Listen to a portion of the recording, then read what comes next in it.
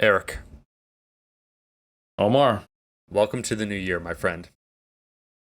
Yeah, it is, I think, the 29th of December here in New Zealand. It is the 28th of December there in Canada. Yep. And if you're listening to this right now, I want to say it's the second or the third. If you're listening to it on the insert date that it always comes out on, that specific day without fail. So, yeah, it's a brave new world, and we're going to help you navigate it. It is a brave new world, all this Huxley style. And we're not in an Orwellian nightmare. In fact, it's closer to a Huxley nightmare, in that the masses are just sedated by distractions, and all the while we're living in a very real hierarchy that we have absolutely no way of resisting. But nonetheless, welcome to 2023. If you're listening to this, you are part of the resistance. I want to kick this off, Eric, because we are going to help you, dear listeners and viewers on the YouTube, with two very powerful topics. Before we do, one on sleep, okay, the importance of sleep, talking about how it may affect performance and what you need to know, and then also how to select content creators or the information that you absorb in fitness in 2023 to make better use of your time, and more importantly, to get better information. Before we do that, though, Eric, I just wanted to say that very quick, even though we do have our man Kai that gives the timestamps. I want to read a review, if I may. Okay. Let's do it. Let's do it. Read that review. So it's relevant to you specifically. It's another 5-star review, Oh. folks. I don't know why we just seem to be getting 5-star reviews. I'm ready to live react, Omar. Yeah. This is the live react portion, folks. This is our Twitch-esque. We don't interact with you like in the moment. We prefer actually to be removed by several barriers at the very least. So we're 100%. reading a comment that someone chose and that we agreed upon beforehand. But it seems like it's like, kind of improvising live. He said, Eric, 5 out of 5. Beastly69 is his name. And the title is, I don't own my feet either. And he said, man, I can't wait for Monday to roll around just so I can listen to you guys. I've learned so much from you. Keep doing what you're doing till the end of time. Can I just say, so for those that are unaware, Eric admitted in some episode that he wasn't sure if he owned the rights to his own feet. And this guy's No, I'm sure that I don't. I specifically signed off on that. It is what it is. I've got everything from the ankles up, but somebody else owns my feet for intellectual property. So as a side note, and this isn't, man, I hate crusty ass dudes. They're like, can you believe those people that do OnlyFans and how much money they make? I'm like, you wish you could too. Like, you actually sound more salty than you do. Like, it's not like a moral condemnation so much as it is like, man, I wish someone wanted my feet. And that's okay, man. You're Toe Jam and Earl. There's something for everyone. But I will say, Eric, in terms of potential enterprising people that I think on OnlyFans, I forget some of the quotes, but for like feed account, like whatever, insert whatever, like a particular fetish or so on and so forth. Millions of dollars, my friend. So I am not pushing you in a direction. I'm merely informing you of the income potential of certain occupations. That's all, Eric. Let me just say, when I was making, let's say, decisions that I wouldn't again make today in my youth as a young bodybuilder who got offers in a time when I was, let's say, below the median normal income in the United States, had expenses, and was emotionally compromised through, various things in my life as well as contest prep. The payouts weren't quite as big. So the Eric Helms of the mid-2000s is actually salty about how little he got paid relative to the recompense available to people on OnlyFans today. Yep. So I am salty just like them, even though I don't own my feet, and that you can find compromising pictures of me on the internet still to this day if you look hard enough. So if you see those, just remember, I didn't even get the payout that I should have for those. So it is what it is. Live and learn. Damn, Eric, I'll say this and then moving right along because we're keeping our 10 minutes of banter. Someone, Richard, and I do want to make a minor clarification for the fine folks to listen all the way to the end and where they heard the announcement where we said in 2023, myself and Eric Helms, we're making a documentary, a docu-series on iron culture for all lifters. It will be a video series likely, or it might culminate in one actual documentary, but we're endeavoring to make something bigger than just the podcast, and as such, likely in 2023 2023 moving forward, there might be some weeks where it doesn't come out on Monday. I'm not gonna bury the lead. Where it might come out every 2 weeks or something like that. And we're currently in negotiations. We've been getting this Werner voiceover. He's been contributing. If you folks have been listening to the podcast, we know tentatively he's kind of agreeing. He's kind of curmudgeon because honestly, he's like in his 70s, probably 80. He's an undefined German age above 70. I'd say between 70 and 83 is my best guess.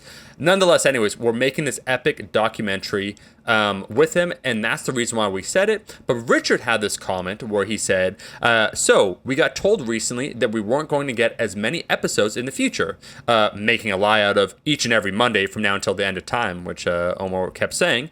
And yet we're still getting these weekly ever since. And I'm happy about that. So that's a good... Look, Eric, can I just say, it's like when your father says, hey, champ, I'm going to go and grab some milk, and he doesn't come back. Do you want that scenario? Or would you rather have the scenario where he's like, you know what? Doesn't come back ever, to be clear. Ever. Is what you mean in this scenario. Yeah, ever. And so, would you rather have him say, hey, I'm not really going out to get some milk. You may not see me again. You may see me again, ? And then he actually comes back a month later and you're like, oh my God. So the point is, we told you up front, and this is what Eric talks about, informed consent. We are telling you the conditions of listening to this podcast, and then by partaking in what we're doing, you understand the rules, and we notified everyone that, yeah, it'll be changing probably a little bit in 2023. We're keeping that open just so it frees us up. Myself and Eric, we're traveling to Sheffield together for the biggest powerlifting meet of 2023, which I just got to be honest, Eric, I feel they should be paying us. That's not a lame attempt on my part in order for us to get compensation, because we actually don't need to get paid by anyone SPD, but we read the review, we read the comment of someone saying we weren't even aware they live in Sheffield that there's a powerlifting meet. Y'all are welcome. We're bringing free exposure, but we will be there. We are doing things we think genuinely will assist the cult in general. Who knows? We might do like a little lift meetup with cult. We don't know, but we will be doing things, and that is the reason why. Yeah, at the very least, what I plan to do is to have a very serious conversation with the powers that be at SPD. I'm going to show them a screenshot of the individual who lives in Sheffield, who is coming only because of Iron Culture, and I will expect at least a 10% commission on their ticket sale, because I'm a hard bargainer. So let's say it costs $80 to get there. I expect Omar and I to at least get $4 a piece. Honestly, I think Omar does a little more work, so I'll let him have $7. I'll take $1. So I'm coming for my $1.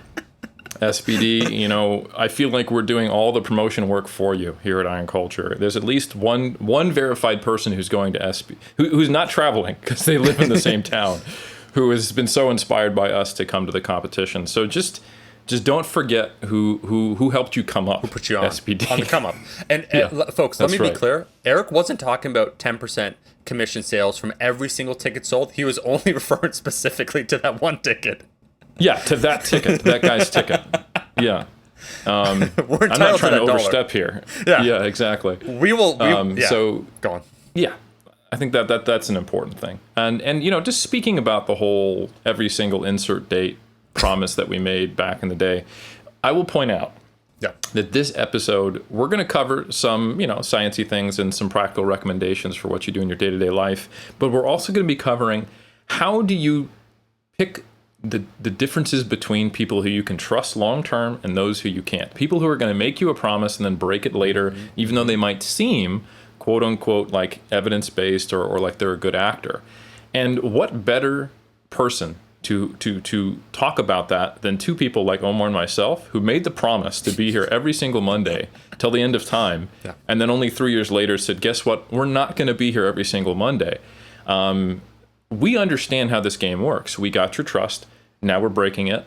But Stockholm Syndrome is already set in. So you're not going anywhere, even though we are.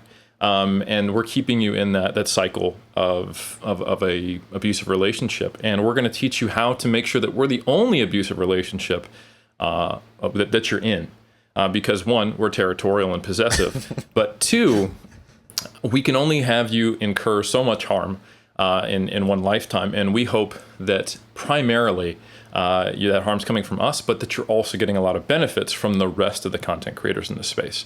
So you might see it as, hey, I've been betrayed, you've lied to me, and we go, hey, we understand this pattern. We're going to tell you how to protect yourselves from other people, not us, but from other people, so you can move forward, for the rest of your time consuming fitness content in 2023. Well, Eric, as you know, I'm honestly blanking on his name, but we had that Pain Science Roundtable. That was an adjacent companion on my channel to the episode we had on Iron Culture. Eric Trexler was the moderator, who his computer crapped out in the first 3 minutes, so he was out for about 90% of it. So I had to endure it on my own. And the beginning was about a 30-minute debate, conversation. I really don't know, on trying to define pain. And I just want to say to the dear listener that feels potentially betrayed, I'm going to quote that person, paraphrase what they said about pain. Is pain always necessarily bad? In fact, there are folks, speaking of which we said feet fetish, BDSM, that engage in this activity knowingly. So just keep that in mind when you talk about this terminology of pain, like it only has bad connotations. We really have to understand the broader context of pain in order to properly define it. So let's just carry on there. I just wanted to be clear, Eric, because if they come at the kinks, they best not miss.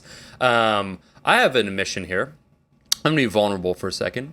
I'm going to say, Eric, my overall sleep hygiene and sleep in general over the last decade has not been spectacular, and it has been the missing ingredient, I feel, amongst many others, such as effort, caring, and so on and so forth for my goals, preventing me truly from reaching that summit. I remember very poignantly that our boy Aus, where he slept over at the E. Helms crib in Tirana, where he did identify immediately. And what a great, can I just say what a great, there's a reason why Aus had met probably 30, 40 people in the fitness industry, and he did list you genuinely and Alberto Nunez as his favorite two people that he met. And he said that, and Eric, he doesn't care, because he does not, like, when I say he doesn't care about the fitness industry, I mean the Aus has varied interest, and so fitness is one of many, many ones. So he's not starstruck by anyone. He's not, so for him to say that means that he actually respects you guys. But anyways, you gave a very important conversation to him because he was up late at night, because we're all just chilling. It was like 2 a.m. I went home, and just you were talking about sleep hygiene. But I think this talk or conversation always about sleep, the importance of it, always misses the key elements. Where we know sleep deprivation is not good for you, we know that theoretically one should endeavor to get a good amount of sleep, but then the how one goes about that, the change of behavior, or what would one do in order to enhance their sleep, is kind of the missing components. Like step 1, get sleep. Step 2, step 3, better performance, right? It's like this it's this South Park missing part here. So I'm very curious, my friend, because I think in 2023, what I could state, I hate New Year's resolutions, not resolutioners, but just the idea, in order to make wide-scale transformative change, you really got to start at the start. But I will be endeavoring to get better sleep. Take it away. Absolutely. No, I think there's a couple things you framed up really well there. At the start of the episode, you said, we're going to tackle a couple things. One of them is that the world is terrible. We're stuck in hierarchies. There's nothing we can do about it. But stuck in this terrible hierarchy, we're going to help you find methods to discern who is worth following and who is not. Yep. But for the rest of the time, while you're stuck in this dystopian, awful, social media influenced wasteland, you would prefer to be unconscious. And the problem is that a lot of people, because of this experience that they're having in life, they're not being able to spend as much time unconscious, floating in the void, and at least just benefiting from the lack of pain. So, which, like you said, not always a bad thing, but most of the time, perhaps, if you were existing in this, and I'll say it the right way, this nihilistic state of nihilism, that's right, that you just prefer just to be maybe not participating in life by being unconscious. So not only does sleep take you away from the painful existence of reality, it also has beneficial effects for health and performance. And I think this is something that people talk a lot about, but not in very useful ways. I was actually just yesterday on a NCGM call. That's the Nutrition Coaching Global Mastermind that I do with Dr. Joe Klimczewski, as well as many of my other friends, including our very own Derek Drexler and others, where we basically talk to nutrition coaches about, how do they do their job more effectively. And one of the things that we were discussing were critical tangents to the typical things that coaches focus on, like nutrition and training. And one of them was, hey, sleep hygiene is an issue. And I think a lot of coaches know that. They nod their head. They know how important it is. And they have it on their checklist. You rate your sleep, or you list your hours of sleep, and you go, yep. But the problem is that once the rubber hits the road and your client says, yes, I'm regularly getting 5 to 6 hours of sleep per night, I don't feel rested, I think it's negatively affecting my outcomes, most people then just go, cool, you should sleep more. And that's just not a very useful intervention, because duh. So the purpose of this little segment that we're going to have before we talk about, how to identify better experts, or just people to follow who aren't even necessarily experts, but just, who won't betray you like we will, is, okay, let's quantify the effect of sleep with more nuance. So it's not just bad to have poor sleep, but then what can you potentially do about it? And when you can't do something about it, how would you modify your training in such a way that gets you the best case scenario and the constraints that you have? How do we take them lemons and make some lemonade, as my good friend Alberto Nunez would say? And by the way, shout out to Alice in the house. It's nut o'clock. I just want to say, good guy, fantastic friend. It was a good time hanging out with him in Toronto. And most of that speech that I gave him of how important sleep was just trying to get him to turn off his phone and the light so I could go to sleep to manage my own sleep hygiene. So I might have seemed like this zaddy figure giving him this beneficial advice that would hopefully fix his life forever. But that was about 10% of it. The rest was that I care about sleep and I wanted to go to sleep because we were going to be filming the whole next day, and I still wanted to train and have time to eat and not get up at like 11 a.m. like that's normal. So anyway, slightly selfish, but that was the convo. So anyway, first I think let's just define like how bad is missing sleep, because I think most people, Omar, I don't know if you would agree, kind of put this in the fitness industry in just the category of it's bad to not get enough sleep, sure, and it'll mess things up, but they don't go deeper than that. Would you agree? 100%. Okay, cool. So the best data we have on this, and I think it's really important to point out that we don't have experimental data on long-term sleep restriction because it's not ethical to do that. I will go over some of the research on the longest periods of sleep restriction that we have, but most of the time we're looking at shift workers or people who have insomnia, or just looking at associations between less sleep versus more sleep on performance, health, and body composition. So I'm not going to spend too much time on that associational data. We're going to talk about kind of the acute, what can we manage, what can we change effects right now. So there was a meta-analysis that came out in Sports Medicine just back in November, so not that long ago at all, by Craven and colleagues, titled "The Effects of Acute Sleep Loss on Physical Performance: A Systematic and Meta-Analytical Review." And they had a ton of studies. So there's actually a lot of research on this. And they were specifically looking at like different types of performance. And the most relevant types of performance to the listeners is going to be the effects on strength, just like one-off expressions of maximal force production, as well as strength endurance. And importantly, there's a few different categories. They used what they would call early sleep restriction and late sleep restriction as different categories. You might recall we talked about this a little bit in our last Q&A episode. So I'm not going to go into a whole bunch of detail on this, but essentially early sleep restriction means that you're getting up at the same time in the morning, but you're going to bed late. So the sleep restriction comes earlier in your sleep cycle. So if you're getting 5 hours of sleep and you normally go to bed at 10, and you normally get 8 hours of sleep, you're going to bed 3 hours later. Late sleep restriction is the opposite. It's getting up early. You're still going to bed at 10, but instead of waking up 8 hours later, you're waking up 5 hours later. So that has been experimentally studied in multiple different studies, and those are two different effects, which is interesting. And then there's also sleep deprivation, which is the complete loss of sleep. So that means you had a night of not sleeping at all. And typically those studies are much shorter because it is a higher negative effect on the person, higher dropout rates, less ethical to do that for any kind of extended period of time. So when we look at the forest plots in this great meta-analysis by Craven, we see that the effect sizes on the overall effect of like everything on the umbrella of like the negative effects of sleep are not that large for strength. And sometimes they're actually crossing that zero line, meaning that there's a lot of studies where there was no significant differences between groups.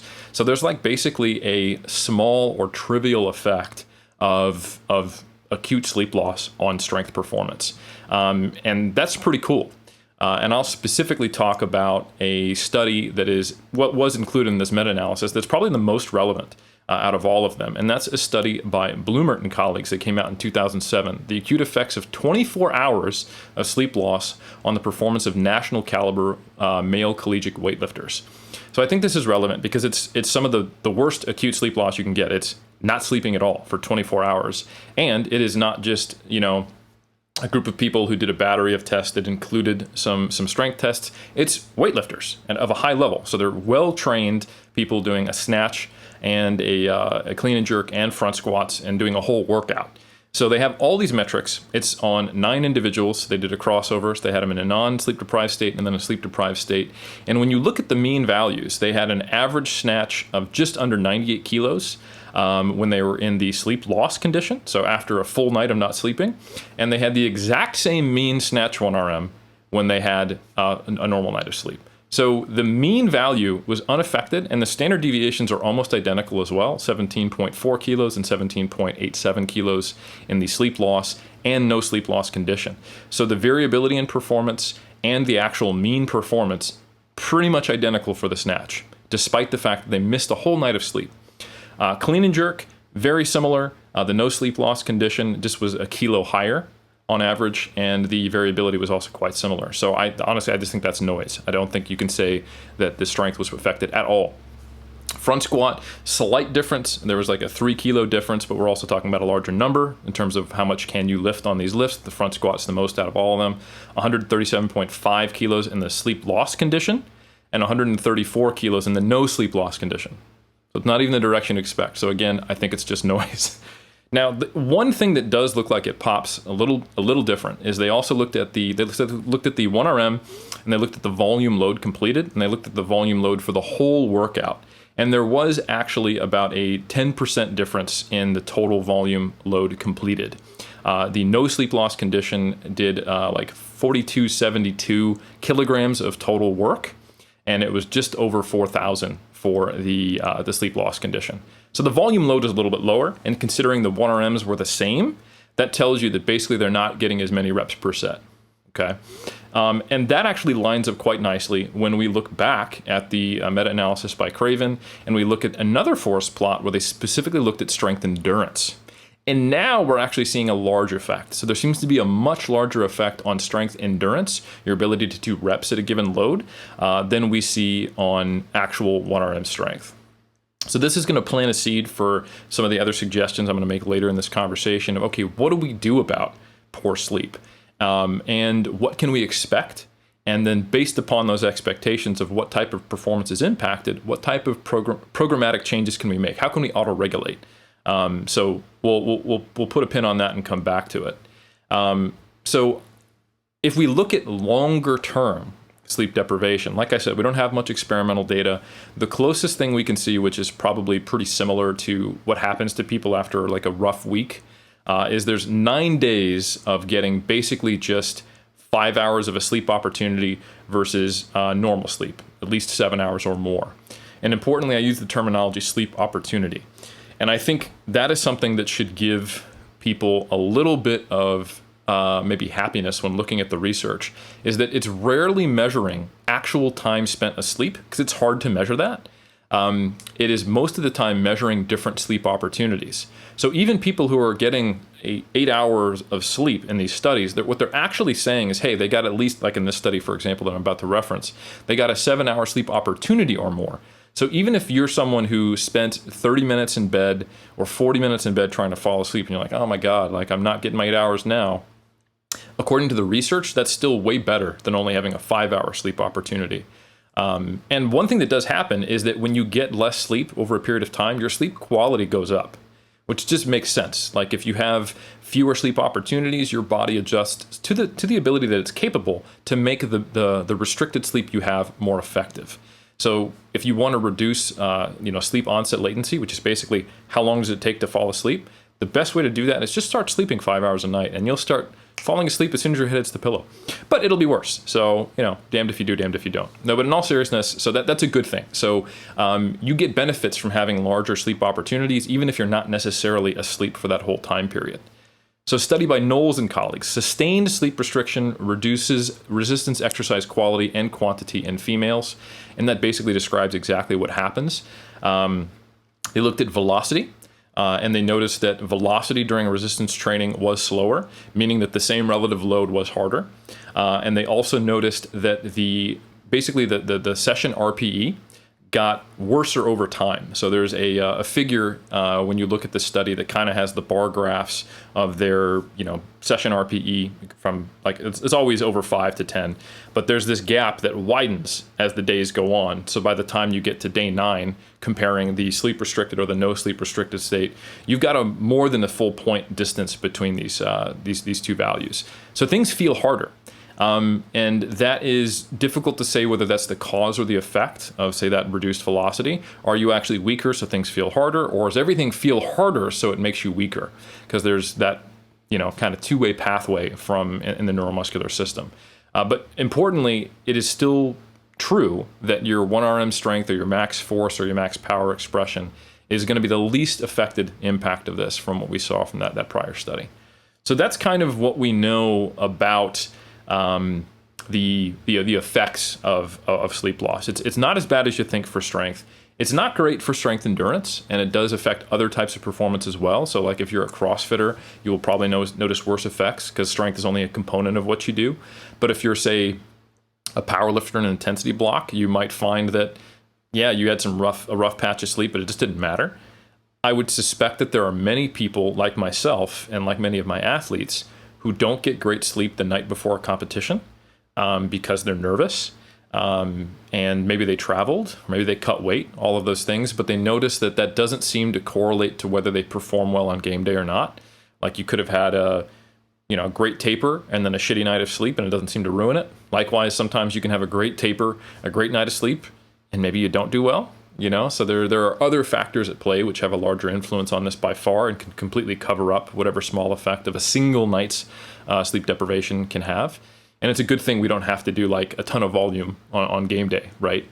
But that might be something that is important for someone competing in other sports or sports that have an endurance component. That's certainly something that I've heard from when I talk to endurance athletes, that a poor night of sleep the night prior doesn't seem to bode well for the competition. So we're a little bit lucky in that way, I guess, as strength athletes. Eric, so much to unpack already, and we're only just beginning here in our discussion on sleep. I love the post that I'll read by the powerlifters when they do a competition. You're basically robbing them of one of the, not excuses, but one of the factors that they may overemphasize its impact on their actual performance. Didn't get great sleep last night. Like, how many times has it opened up with that or whatnot? Just like felt tired, felt this, felt that. And that, I think one of the potential streams I want to talk about that's interesting to me with this research, and it bears fruit here, is just simply the fact that how you feel on the day and how you perform is not necessarily correlated. You on the day, let's say you get 4 hours or 5 hours. Competition is a great example because that's like high stakes, all those sorts of things. Bar feels like it's moving a little slower. Guess what, folks? We're in powerlifting. It's kind of a low velocity sport, but your subjective experience of how things are moving seems like it's moving slower, seems like it's a little bit more difficult. Your actual outcome will probably be tethered closer to what your performance would have been. And I do think that is super neat when we talk about acute sleep deprivation. And that's kind of that's an assurance for people that are thinking, man, like I get that bad night's sleep. And we've all been in that scenario. You feel lethargic, right? You feel the warm-up sets aren't moving as quick as you'd like. And then you start preconditioning your expectation of what that individual session would look like. So I think let's stay with the acute kind of recommendations first before we try and like extrapolate. As you said, it wouldn't be ethical to do research on like chronic sleep deprivation, but I think that's a whole other conversation that is also, it's equally if not more powerful, because people that probably suffer from poor sleep, it's going to be a sustained amount. It's going to be a collective sleep debt that one accumulates over time. So we'll couch that for a second. Let's talk. There's a lot to unpack here with the acute sleep deprivation. So we know, as you said, Eric, that your peak performance, so your ability to lift like your 1 rep max, less affected than strength endurance. How then would people adjust? Let's say it's an event that happened, so whatever, they're supposed to get a night's sleep, but guess what? Their alarm system, or like me, there's a natural gas odor that happened several weeks ago. You smell in the middle of the night, oh boy, you got to call like, your gas provider, this and that. So immediately your sleep goes from your standard 8 hours of sleep opportunity down to 4. You got your session for the day. Will you change, like, for an athlete that experiences an event, so it's an acute event where for one day it's a notable amount, let's say from 8 to X amount, 5 or however much we just quantified, how would you change? Is it dependent upon what the routine would have been and then how they would adjust it? Let's talk about the acute scenario first. Where do you want to go from here? No, absolutely. So there's a few different ways to view this, and I know we have a broad scope of lifters of different disciplines who listen to Iron Culture. So the answer is different for a bodybuilder, say a power lifter. I would even argue a weightlifter, although it's not too different from a power lifter, and then say a CrossFitter. And like, I'm sure if we cover all of these different scenarios, then most people will be able to kind of self-filter this information to figure out how they apply it to themselves. So I think a really useful example would be the bodybuilder on an upper-lower split with like a strength hypertrophy approach. So they've got some days where they're training 8 reps or lower for the lower body and the upper body. Let's say that's Monday and Tuesday. And then on Thursday and Saturday, they do higher rep ranges, hypertrophy work, quote unquote, in let's say the 12 to 20 rep range. So if you have acute sleep loss before one of those 2 strength sessions, I wouldn't even stress it. Just go in and do the work. Because you're primarily working in a much more kind of strength-focused way of doing it. So I would just be like, yep, that sucks, all good. I'm probably going to get better sleep tomorrow, right? However, if you're going in, and bodybuilders, we've talked about this before, hypertrophy, probably one of the more flexible approaches you can take to having a goal, because multiple rep ranges can get you to the same place, multiple exercises can get you to the same place. If you're going into, say, your hypertrophy session, there's nothing wrong with just deciding to train in lower rep ranges on that day.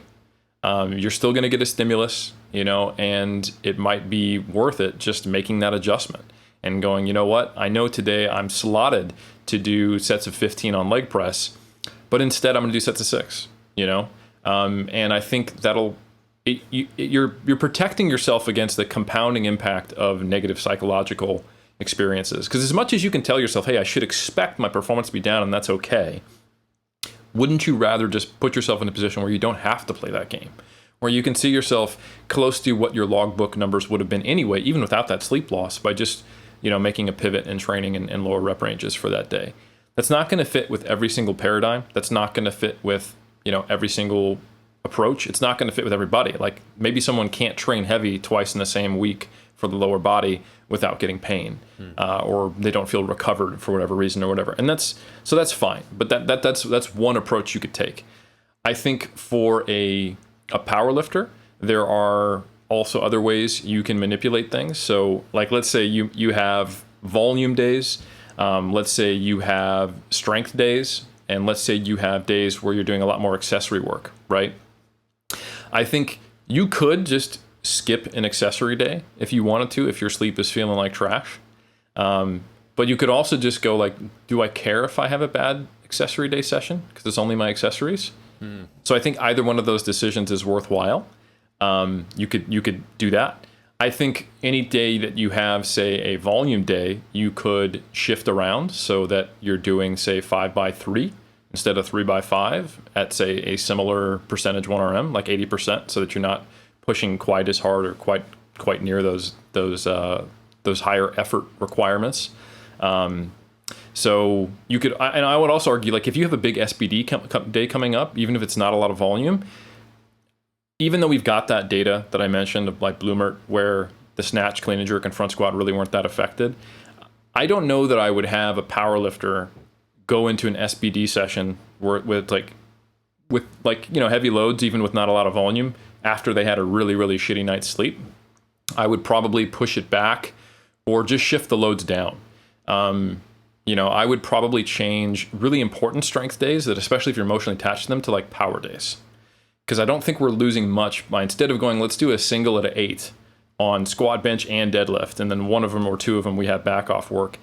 Let's just do like 3 singles at 80% of 1RM, estimated 1RM on those days. It's productive work. It is stimulative. Is it as effective? Does it fit into your periodization plan? No, but it doesn't set you up for failure, and it doesn't break your confidence. You know, like if this is a day that's meant to inform and tell you how did the whole block go, and what are my estimated 1RMs? How do I plan the future? Or I'm a certain distance out from a competition and I want to know how strong I am.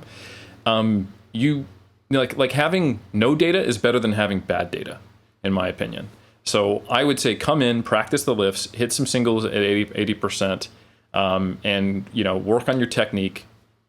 Have a good day, move the bar as fast as you can with 80% and get out. I think there's nothing wrong with that type of adjustment.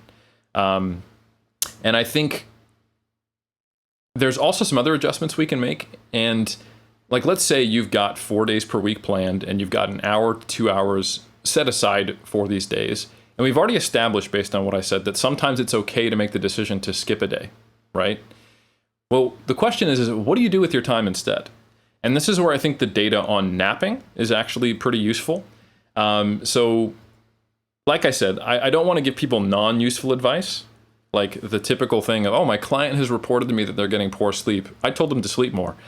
Aren't I a genius coach and aren't I helpful? Probably not, because they would sleep more if they could. And they're not just choosing to, they might have some habits, like they get on their phone after 9 p.m. or whatever for an extended period of time. And you can talk to them about, hey, maybe we should, set up your app so like it restricts access after that time. And instead you read or you turn the lights down. Like there's all this kind of sleep hygiene, like semi-biohackery stuff it's legitimate. That's totally fine.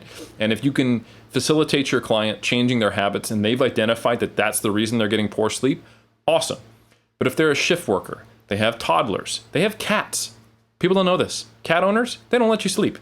If they have just insomnia or these things that seem to be unimpacted by your traditional kind of blue light blocking glasses and, turning down the lights and using screen filters, and I meditate before bed and I don't get on the internet or watch TV after 7, like great, good for you, all that stuff. But if that doesn't work, as it doesn't for a lot of people, unfortunately, the question is, what do you do about it? And telling someone to sleep more, while the literature would suggest that's by far the most effective thing you can do, it's not that helpful. And just to kind of my due diligence to say, like in an ideal world, is sleep more important?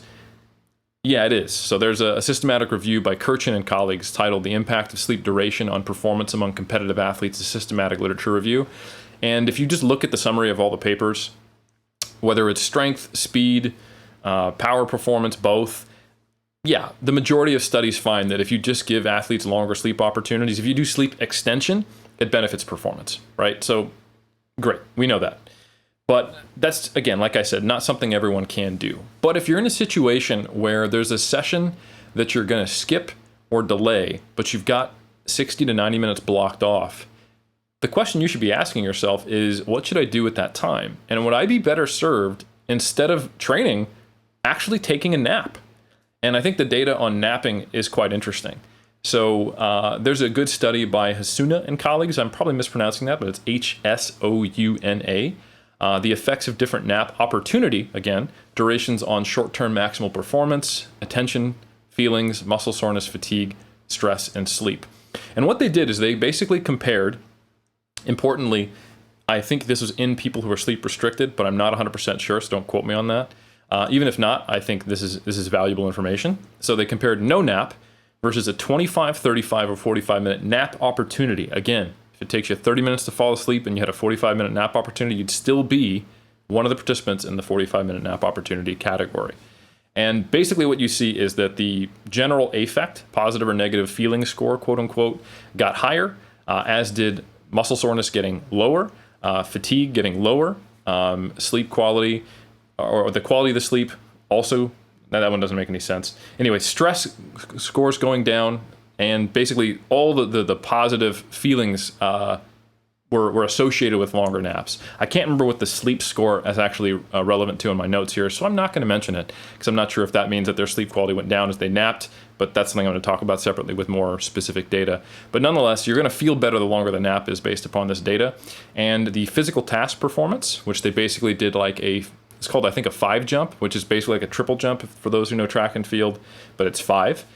They got significantly greater distance when in the 35 and 45-minute nap group compared to no nap or a 25-minute nap. And the cognitive task performance, which is kind of like this math skills test, was best in the 45-minute nap. So the longer the nap, the very clear linear relationship with better performance. And I know some people, like my wife is one of them, that just don't feel better after naps. It seems to make them feel almost worse, so they wake up groggy. So there probably is like that kind of optimal nap duration. I find for me, any more than 20 or 30 minutes, my body's kind of like waking up mid-cycle, and it's like, what did you do? And I just feel tired. But the data is the data. So I think that's worthwhile to point out. With that said, I think it's important to probably only use naps if you are sleep restricted. So yes, there's the data that I cited in that systematic review that athletes with longer sleep opportunities, sleep extension does benefit performance, but you can also mess with your sleep architecture with naps. So if you were to take a nap, how did that impact going to bed later? And there was actually a study by Pettit and colleagues in 2014. A 20-minute nap in athletes changes subsequent sleep architecture, but does not alter physical performances after normal sleep or a 5-hour phase advanced conditions. And the most important finding here was that taking a nap, that 20-minute nap earlier in the day, it extended sleep onset latency. So it increased the amount of time it took to fall asleep later. And it went from just under 7 minutes, plus or minus like 4 minutes, to just under 12 minutes, plus or minus 13 minutes. So that means you go 2 standard deviations out in the nap condition, and you've got some people spending just as much or slightly longer than the nap they took to fall asleep.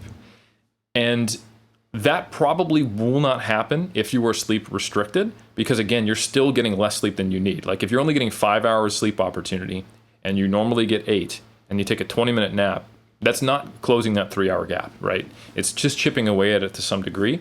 So I don't think you need to worry about it too much. But I would say to minimize any negative impact of naps, try to get them done earlier in the day. So if you're somebody who has a shitty sleep schedule and you work out at 9 p.m. and then you go to bed after you train, and that's just the way life has to be, you know, that you may not have that's not a good situation where you go, I'm not going to train, I'm just going to take a nap. In that case, you'd be like, I'm not going to train, I'm just going to go to bed for the night, right? Which may be the right decision. But I think it's worthwhile pointing out, especially if you train in the morning or at lunch or even in the early afternoon, that if you got terrible sleep last night, can you delay the session? Or is this session not important enough that you could skip it and just actually replace it with a nap? So in that example of, say, a powerlifter or a weightlifter where you've got an accessory day or a technique day, like you're coming in, you're just doing, like, let's say the weightlifter, you only got pulls and some light jerks from blocks and some bodybuilding work, and you got 4 hours of sleep last night and you've got a 90-minute slot open, I would probably opt to take the nap, you know? Maybe if it's happening every single week, I wouldn't. But every now and again, if that just happens to you, I would say, hey, you know, that's a low priority session, unless I'm in certain phases of my training that I'm not going to benefit as much from, if I even do. And I have the opportunity here to try to actually catch up on some sleep. And I'm not going to tell you that's what you always should do, or that there is a way to make this decision, but I think that should be on people's radar. And I don't think it is currently. I think people just are not aware, or they don't think of it in those terms, that I've got this blocked scheduled time and I could sleep instead. And that might be the best worst case scenario to take. Eric, this is a scathing condemnation of grind culture, of just grind time, prime time. It has almost become a trope now on social media where you'll see these influencers who work full-time being an influencer get up, they set their alarm at like 4 a.m. because you got to get up before everyone else gets up in order to put in the work that no one else is willing to put in the work. That, once again, keyword, ostensibly, they're trying to copy like the CEOs or the big players that they see that don't have a lot of time, so they make the most out of it. In fact, they're actually affecting long-term their performance. I've only one time, and I bring this up for a reason. By the way, Omar, can I say one thing about that specifically? Talk to me. What you're describing there is, as a reminder, is late sleep restriction. Yep. Getting up earlier. Yeah. That actually has a significantly worse effect than early sleep restriction. Yeah. Yeah. So for whatever reason, I don't know why. I'm not a circadian biology researcher. Yeah. But getting up at 4 a.m. and with that resulting in you only getting 5 hours of sleep because, say, you went to bed at 11, sure, is worse off than you going to bed 3 hours later, say at 1 a.m. and then getting up, say, at 6 a.m. or whatever, the 7 a.m. I can't remember whatever math makes it work, so you only get it 5 hours. Yeah. Correct. So going to bed later and then getting up at the normal time, like oddly enough, it doesn't sound reasonable. Like it conflicts with our perception of what is hard work and what is lazy and what is like a gross teenager do. Yep. Of like, oh, I'm going to stay up super late and work. Like, you shouldn't be doing that. It's messing up your sleep hygiene. Blah blah blah. That's when you should wind down. Don't you take a break? But getting up at 4 a.m. is actually worse for you, even though you went to bed at a normal time and only got 5 hours of sleep. So that's actually pretty consistently shown in that meta-analysis by Craven. And people won't like that because it doesn't work with what they've been told, but that is the data. The grind culture, bro. They're going to be coming with their pitchforks, and you know they'll be so sleep deprived, and they'll be so sloppy with their movements. We'll just be able to 1-2 knock them out. Jab, cross, done. I will say, so I want to bring up a few examples because the concept of napping and the potential utility, love it. Have a lot of personal anecdotes to share on this as someone that's been in various sleep scenarios, as I'm sure every human has, but working as a trainer, having clients at 5 a.m. There's only one example, Eric, I can genuinely think of someone. He was a CEO, so I use that label of CEO. Shout out Sean Smith. I don't think he's listening to this, but he was a great client of mine. He was someone that I would train at 5 a.m. and he organized his life. But the thing that people don't understand about people that choose, they elect to have that sort of lifestyle. He was busy. He did work a lot of hours. He had a full-time commitment to his family. He was a full-time father. So he allocated all his time slots and thus his me time worked into being in the morning if he had his way, meaning that he wasn't pursuing the things that he was pursuing and all the responsibilities of which he had a good amount. Would he elect to train at that time, or is it the only time that in his headspace that he afforded? So there's a difference between what would be optimal. Like I see people trying to emulate what they perceive other successful people do. And it's more like they're trying to maximize given the constraints, if that is a scenario, as opposed to like, you know what? I want to have a good session. Got to get up at 4 a.m. And if you have then the privilege and opportunity to choose when you get up and when you train, don't you want to stack things in your favor? And I would assume for a lot of people, like either they have regular jobs or regular commitments. When you choose for yourself, the big difference here, the difference I don't think a lot of people understand in the case of someone like a Sean, is that he's electing to choose when he trains because he set up his lifestyle in such a way that he's afforded the opportunity to choose when he wants to train and what he does. He's financially set up. He doesn't have to worry about the future. His family, so on and so forth, is like had great careers. So he's choosing this chaos for himself. That's a difference from him than a shift worker that has, soul crushing debt. They're doing a 60 hours, so they're also working the same amount of hours, but now they're not electing to choose to train in the morning. They have no other opportunity of time. In the case of the former, the CEO guy, he could have shifted his entire, he literally is, I don't want to play golf, or like, whatever, I'm done with that. I'm training at 4 p.m. So he's choosing it of its own volition, which is a huge difference between those that are then just attempting to emulate what they perceive to be grind culture. And it is, so just first off, it is quality of sleep. I could see that immediately. But what I wanted to share, speaking of those people that got up and would train at that time, and when I worked as a trainer, I just want to echo what you said, Eric, about the morning nap, because I broke the record. Shout out to Extreme Fitness, that's now defunct. The most amount of personal training hours in a month, 253 hours. No one should ever do that. That's amount of hours training people in person. Do not recommend it. I just saw it as a personal challenge. I was crazy at the time to do. But the point is that I would be there from 5 a.m. to 9 or 10 p.m. It was a 15-minute basically like TTC, like public transportation from my house. So I probably have a 2-hour block, two 2-hour blocks or 1-hour block. I quickly discovered, guess what, that not having a lot of sleep wasn't great for training. And so I would basically allow myself, Eric, 2 windows. There was a morning window and usually an afternoon window where things would be dead. And depending upon how I felt on the day, I would oftentimes choose to go home in the morning. So from the 9 to 11 a.m. block when I wasn't training anyone, go and sleep. And then I train from the 3 to 5 p.m. or 3 to 4:30 or like whatever the case may be, to give yourself the opportunity. And I think it's all about the potential opportunity when you know the workload that you're going to do and what it entails. And then you understand then that, okay, if you get the sleep, I feel that immediately, especially later on in the day. If I sleep, let's say an hour, 45 minutes, whatever the case may be, then I go to sleep at like midnight or 11 o'clock. It certainly takes a lot longer to fall asleep, but it's worth it because I'm front stacking my sleep in front of what I was about to train, so that if, once again, it's all calculations there, if you get a little less sleep that night, it's okay because you got a better performance, or what you thought you would be more fresh at the gym. And I got to give a shout out to the homie, Jessica Bittner. I was going to say quick, because she jokes all the time. I've seen her joke on Instagram, so it's not just from like private conversations about, she jokes her depression nap that she takes prior to lifting. It's almost intuitive though. Like the body understands these things. Like it's a protective mechanism where she does shift work. She has a crazy schedule, right? She works as a pharmacist. She does.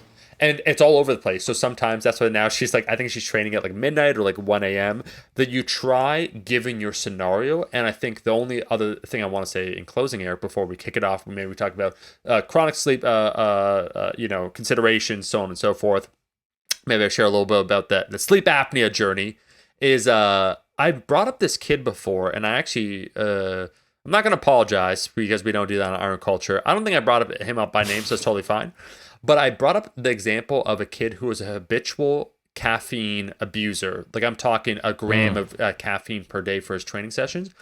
But the thing I didn't reveal at the time, then I got to know afterwards, is someone that came to Fortis several years ago. He was in high school. I think he was like 16. So I'm like, dude, what are you doing? Because I see like, the bags under the eyes, just looking like really sleep deprived. And I thought like he did go, like he was in like the gifted program. I'm like, oh, maybe it's course load, like, just a variety of things. He's socializing, like he's just not good at managing his time.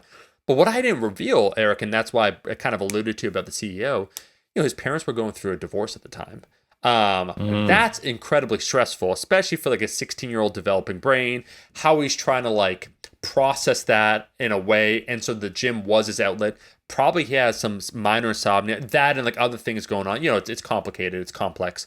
But the idea that if we have the opportunity to rearrange our lifestyle to be more conducive to allow to afford us a better sleep opportunity, that's awesome. And I absolutely encourage it. There are likely going to be times in everyone's life, I think of that kid as an example, where things are going to kind of go sideways, and it is hard to organize. And that's where the calculations, to your point, Eric, go into the nap, like a scenario of like a nap. Okay, so I can nap now. Yeah, my sleep in the future might be a little affected, might take me a little longer, but then how will it affect my training for that day? And then you make that choice from there. But I do think it is tough when I think the people that need the most amount of sleep are the people least able to change sometimes in that scenario the variables that would most positively affect it, right? I agree with everything you just said, and it's all very well said, and I appreciate the nuance and the personal touch, because I think a lot of people, they just have a lot less agency than they'd prefer to have. Sure. So the goal of this segment is to give people a few more options they might have not thought of, and to also just reduce the amount of catastrophizing that people think about with their sleep, because I think that can be a feed-forward mechanism that makes it even worse. Yep. I think one thing that is encouraging, there's a study called How Much Sleep Does an Elite Athlete Need? That was published in the International Journal of Sports Physiology and Performance. Lead author is Sargent. And they interviewed 175 elite athletes, largely a male sample, but still 30 females in the sample, so I think it can be generalized. They were in their early 20s. And they were from a mixture of individual and team sports, so it did include some strength athletes. And they reported that they felt they needed a little more than 8 hours of sleep per night to feel rested, but the amount of hours that they reported that they actually got was 6.7.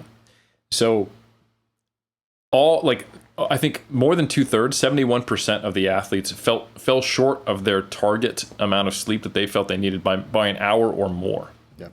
So just to put it out there, observational data and anecdotes are limited. They can only tell you what is not fully preventing something from happening.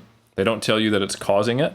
But we can say that these are elite level athletes who not getting the amount of sleep that they feel they need is insufficient to prevent them from being elite level athletes. Yep. Would it be better if they got it? Sure, but it's not a death sentence. I think that's important to point out.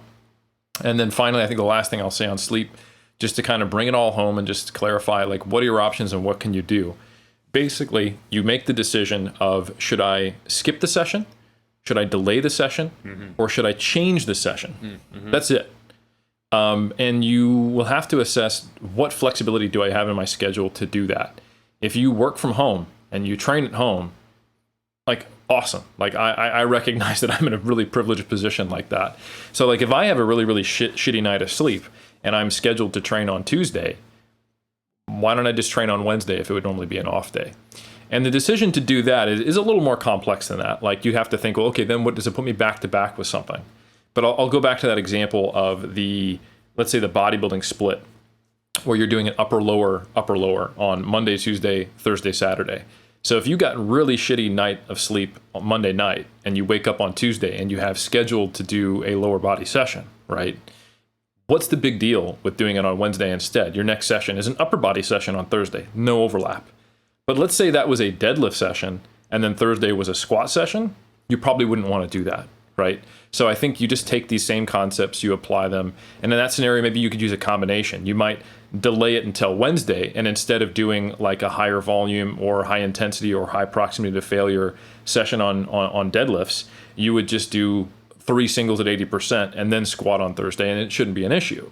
So the modification to a power session, or from a volume session to a strength session, or from a important strength session to a power session, and then whether you decide to delay or skip the session entirely, if it's like just accessories, you can basically kind of do this calculus. And then what do you do if you do delay or skip a session? Do you take a nap? Does that work for you? If not, all good.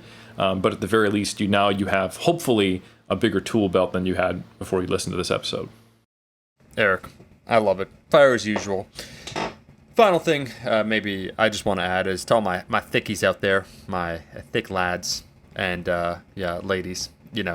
Sometimes I was in a scenario in 2019 where I got back up to the 190 something and change. I think my highest was 198, and I already had a little bit. I was awoken at the time by my then girlfriend that said, "You have sleep apnea," and I was like, "What?" Because she had a family member that had it. I wasn't like breathing the sleep. Cool, whatever. I did the sleep test. It was a low amount. Nothing that required any intervention. But, me simply losing some of that weight because I don't know what the research shows, but as I understand it, the thickness of your neck and then a variety of other factors can influence the prevalence of sleep apnea. But I even see, we had him before on the podcast, Iron Culture, Ben Pollock. Currently, he's like, he got very heavy, but he's been sharing his sleep issues. I know countless powerlifters. So like in powerlifting, Eric, especially amongst the thick boys. Very common. So common. And so one of the interventions in order to reduce the prevalence of sleep apnea is weight loss management of some of those folks who are just losing a little bit of weight. And I'm talking weights that probably, you'd have to be 105, 120, so on and so forth. Now, it's dependent upon your body shape, size, proportions, the neck, all these other things. But one thing I could say absolutely that was instrumental after 2019, where I decided to chunk up a little bit, I was trying to pursue some PRs, is that it was hard to pinpoint at the time because I wasn't really even thinking about it. I was like, man, I don't know why I wake up and I feel not refreshed in the slightest. And it was the sudden onset of not even a lot of weight. I think naturally, as I joked with you, Eric, at the time, where I said it's from all the deadlifts where I extend the neck and then also on the bench press. But I had an unusually thick neck, and I'm like, I don't know why when I go to sleep I just like can't breathe, but. Losing a little bit of that weight, and I did the retest. And of course, anyone that's done the sleep apnea test, it's terrible, just in the sense that your sleep quality is never going to be good because you're put in this artificial scenario where you're all like, you're kitted and fitted with wires. They measure it in this environment that's not your environment, so you're never going to get good sleep, but they measure the amount of interruptions per hour. But I lost remember, you assisted me in 2019, so I lost 20 pounds, and that was kind of an aberration for myself where I was like that heavy. It was the first time probably in like 8, 10, like a very long time. But anyways, and the amount of interruptions per hour, the first time I got it when I was heavier, it was low, like low enough where it wasn't a concern, like, oh, you need an intervention, like a CPAP, right? So I wasn't at that threshold, which is great. So I just changed some like kind of lifestyle factors. And then when I lost weight and I did it again, just to check up like a year later, it was markedly less. And of course, I'm not saying like it's a 1-to-1, like I lost 20 pounds and therefore like, but I do think it was definitely a factor. So I think just for the sleep apnea, folks out there or people in that consideration, one very minor that I had no idea. I overheard, Eric, a conversation of one powerlifter to another discussing like how they said like a CPAP changed my life. I was like, a CPAP? I was like, what the fuck? Like, what's a CPAP? You know? Yeah. Yeah, I've heard that a number of times among like bigger powerlifters. That's an anecdote that I come across pretty often for sure. Yeah, yeah. And then, I was going to crack a joke, but then I looked down at the time, and we're actually already about an hour in. And Eric, I believe we're going to be discussing here. Time flies when you're talking about just slowly fading into the nothingness, you know? Yeah, so unfortunately, you do have to be conscious sometimes. We've done our best in this last segment to hopefully help that time be minimized so that you're not dealing with the existential abyss that is life in 2023. Yep. But for the times you are forced to be awake, and when you do try to, pacify your existential dread with, say, YouTube or Instagram and consume fitness content, I feel like we've talked around this concept a lot. But how do we help people find people who won't betray their trust, even though they might seem like good actors today? How do you know that there actually are bad actors? I think the examples that are most obvious are I don't think there's very many cult listeners who would have been like, I cannot believe that this happened. Like you recently did a video on Liver King. Liver King, his truly amazing apology where he decided to go, let me get my hat on backwards, take off my shirt, sit in this throne, and then talk about, and then ostensibly apologize when it starts with, I was rich before I got on social media, and what I've done is for the purpose of reducing suicides among men, Bro. And I'm also sorry. So obviously, I don't feel like there's a lot of value in saying how do you avoid that, because I think very few people who would listen to Iron Culture were like, I cannot believe it. He was on gear, and then he just seems to really just be out there to make profit off of us by some ridiculous concept of what Paleo Man did, when it doesn't line up with any evidence of what Paleo Man did. So I think it's probably better for us to point out, because there are other instances. I can think of multiple people who were once seen as maybe even like evidence-based adjacent, or at least like truth tellers.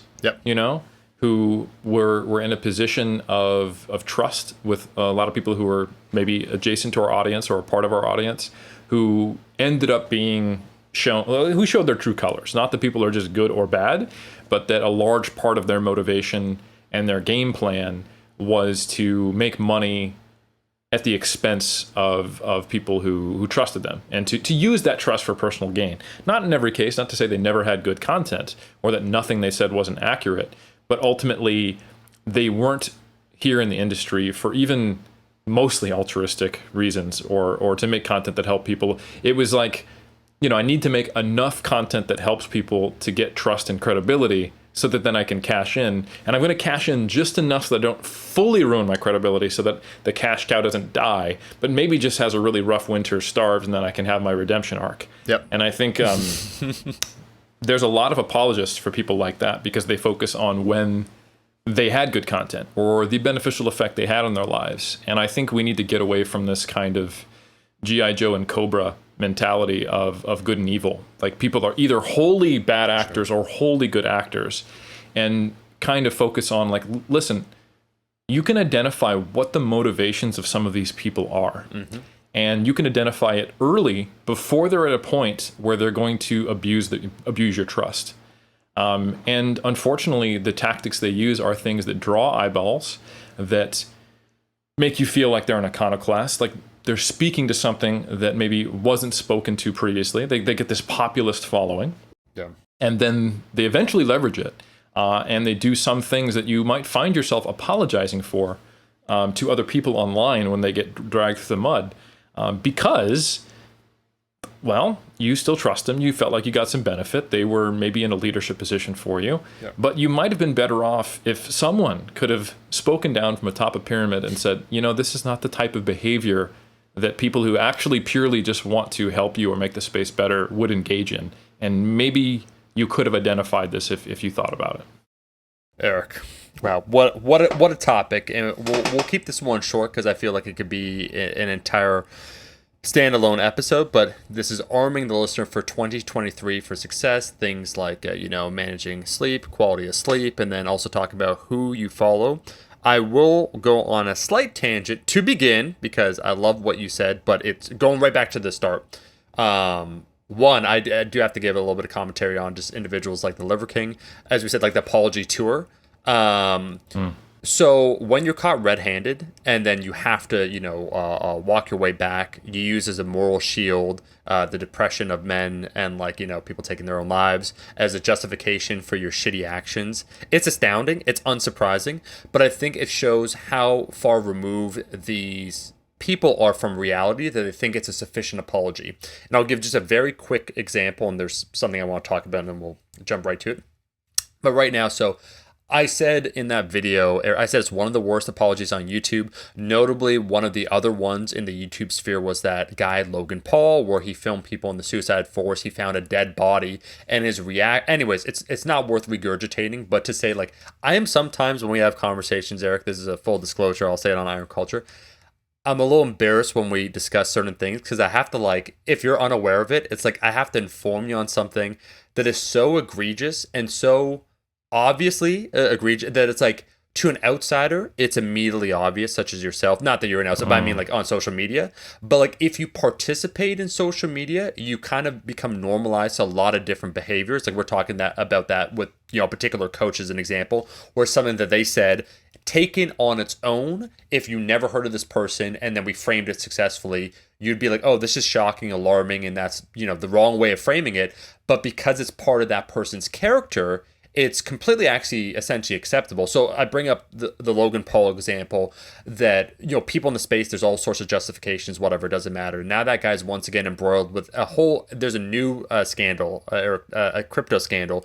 But all that to say that if someone has a history of doing something so far out there, that's not only disingenuous, but is dangerous to either the consumer or the greater community by kind of muddying the waters and so on and so forth, you can immediately discount certain people. And that's what I did say in the video. I did say a phrase where I said, I think it's consumers, and I'm going to crystallize this one. There's only one person that said something at 700 comments, but it's important. I said, I don't think we should platform people that we feel can be harmful to the rest of the society.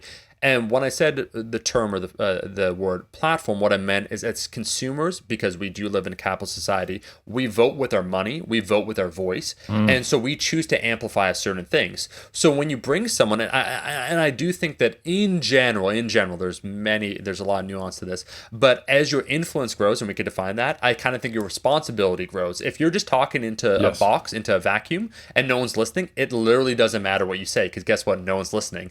But when you're in a leadership, you said, Eric, position, hundreds of millions of people follow you, they view you either as some sort of figure that's a trusted source, then your words carry a lot of weight. So me saying that about people like the Liver King, I think all too often, maybe even with Iron Culture, we have this joke of being cynical, this and that, but we're actually not. Within every punk is someone who is hopeful for the future, that is optimistic in different ways, and people shouldn't mistake being irreverent or subversive for being just downright nihilistic. I'm actually hopeful genuinely in the future. That's why you brought on some of the either new researchers or people getting their degrees. We had Milo on, we had Dr. Patroclus, as he said to me. He said, Patroclus, the lover of Achilles. I love it. I love that reference. Come on, man. What an ancient reference. But doing the good work, and I do believe in the new generation. But I think one of the best things we could do real quick before we go into identifying some of these folks and what they do is that we do have power as consumers in terms of our voices and who then we choose to even shout out on our Instagram, or oh, I like this person's information. Everything's almost like a micro vote. And that's why I'm just careful of some channels, forget fitness, but there are people, Eric, before the Liver King was exposed, where they knew putting him on, and this is the dangerous cycle. Forget legacy media. I'm talking about the modern social media news cycle. They did the calculus in their head. Okay, this guy's a shit. Liver King, as you said, the appeal to nature fallacy, all this bullshit, our supposed ancestors, what they did. But I'm gonna put him on my podcast because it's gonna get 1 million views. And you know what? If I keep doing that, I get rewarded financially, this and that. I think even the people, if you want me to make a statement that you should just be selective with who you choose to listen to, because you're rewarding that by contributing to the millions of views, that this is a feedback loop that then gets rewarded. Oh, I brought on someone who is controversial. I get the millions of views. It's a good idea to bring on controversial people. So I'll stop there. I don't want to go on a whole tangent, but I did want to circle back to that, because we look at it, Eric, like you look at it as an example. Like you look at Liver King, you look at him like a year ago, and you're like, man, this guy's such a clown. And we know we know this, but it's going to take a while. And it basically took a major error on his part, Eric. Like an error so stupid that anyone, quite frankly, should have been able to avoid it, but he didn't. He sent an email admitting that he used what? You're not going to catch these. This just doesn't happen, right? This is a genuine mistake on his part to make it so easy for him to be skewered then and then picked apart, and then the media cycle of examining all his wrongdoings. He basically gave a layup to everyone, so it doesn't happen. But it is curious that we continuously, as a community, then we're not careful, and then these people are given loud voices. Yeah. And I think the stuff that concerns me is when people are viewed by the general community as a trustworthy source, who we accept certain behaviors because they're just telling it like it is, or they have a good message, or whatever, and how they can be seen in the same light as people who I know are really just there trying to help others. And like, I'm like, how do people not see the difference here? Yeah.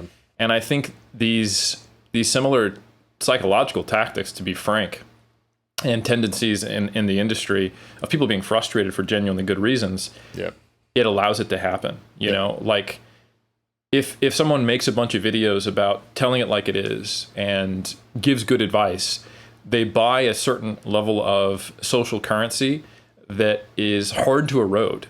So like, let's say you're the person who calls out BS, you tell people how simple it is and that you just need to do this, here's what you focus on, and you give a good general core message. But then when you release some supplements, they are underdosed, overpriced, based on things that are not just the basics, they're based upon poor science. And then you promote them, but it's only 10 or 20% of your content, but you're getting a big payout. You're probably going to be okay. You know?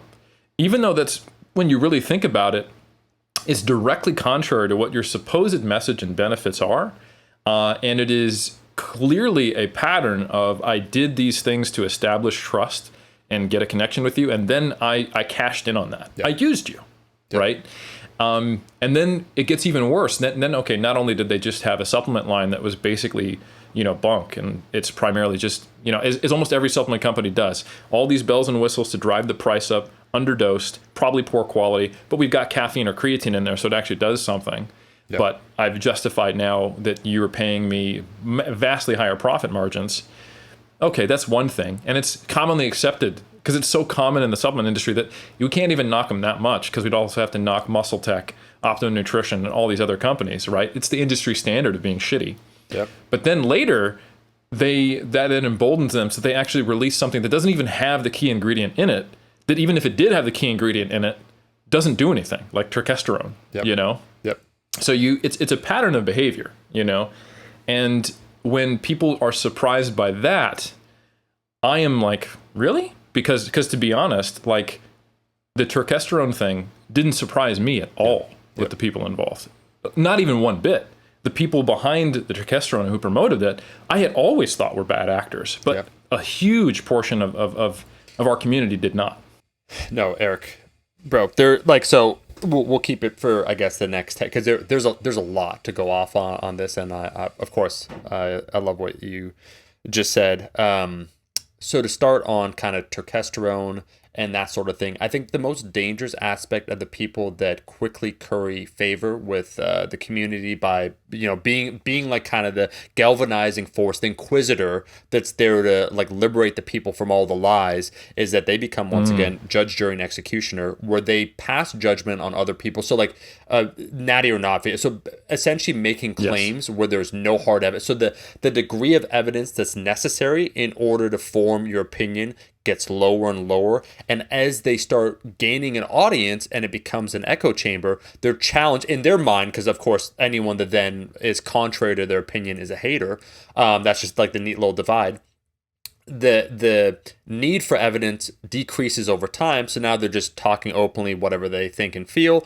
But even worse, I think, Eric, like, this is the part that gets me. They muddy the water or they poison the well, where essentially they're within, and that's what, when we talk about like people that peddle like either pseudoscience or what have you, the problem for me is always there's a kernel of truth to some of the things they say, wrapped up also in then some bullshit. So it's part potentially helpful information and then part that is not helpful, and the ability for the average person to discern which is which becomes almost impossible for the casual listener. And that's what we mean when we say like muddy the water or poison the well. Another thing I just wanted to speak about, the concern, and that's why I think this feels like a not like a retrospective on like 2022 like videos I made, but like I made a video about TikTok, Eric.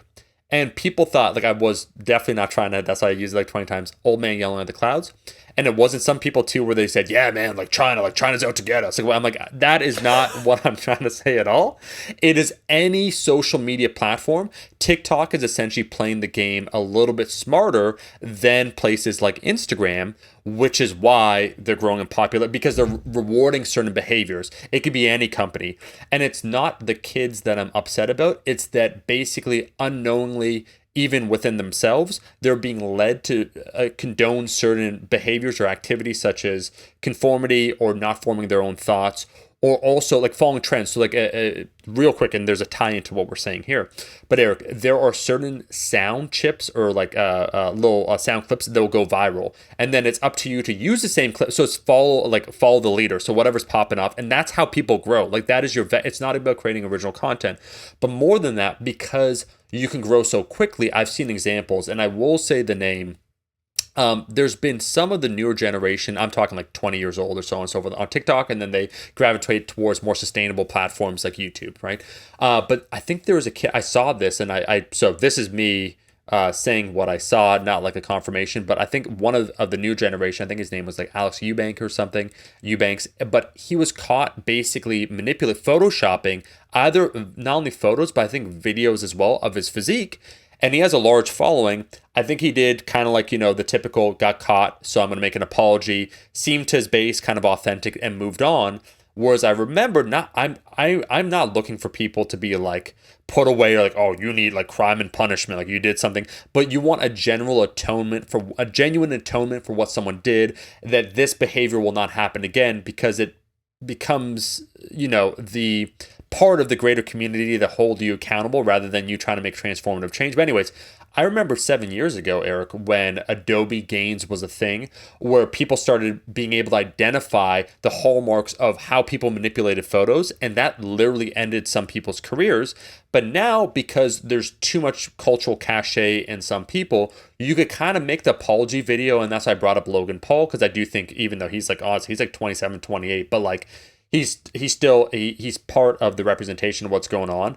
He can have kind of a fumble that is something serious, and he really should have done a lot more work, probably, and then fumble even harder again with this current. Now he has this NFT scam worth maybe like dozens of millions of dollars potentially, and because there's been no change by the person, they will habitually keep doing the same thing. And all I was going to say, bringing up that person, and again, I'm using him as an example, there's many others in case I am actually incorrect on some of the details here, because I don't like to levy accusations without actually looking up, but it is notable anyways, is that other content creators relative to his age, as soon as like the sort of apology came out, just accept it, and then he's right back on. And there is no way then of knowing for sure whether someone has changed and whether or not they're not liable to do the same thing again. And that's why I mentioned that, Eric, because one of the people that we're talking about here, selling bunk supplements or whatnot, they have a history, a pattern of said behaviors.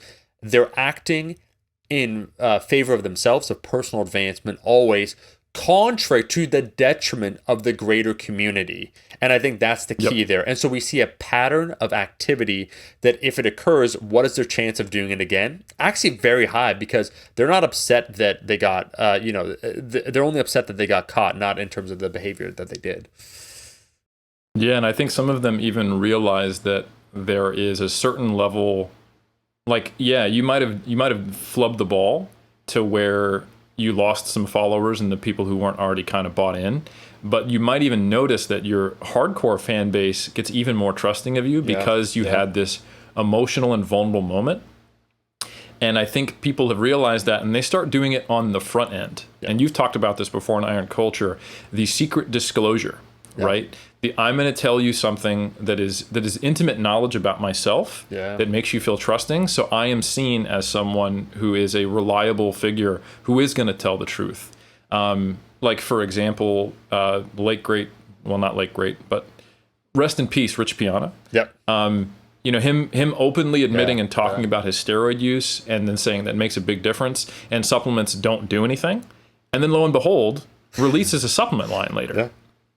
So, you know, I hate to speak ill of the dead, but it's like, it's very obvious, you know, like there was a scant few number of people who were openly admitting their anabolic use. So when you hear someone do that, it feels like, oh, they're telling the biggest lie that we never see in the fitness industry, and they're being truthful to me, and they're saying yes, steroids do make this massive difference, which is not an untrue statement, but should it really make you feel like you have a true connection with this person who doesn't know your name, doesn't care about you, and then unsurprisingly to me, is then leveraging that trust later to do something completely contrary to that message, which you don't even notice by that point, of selling you the supplements, right?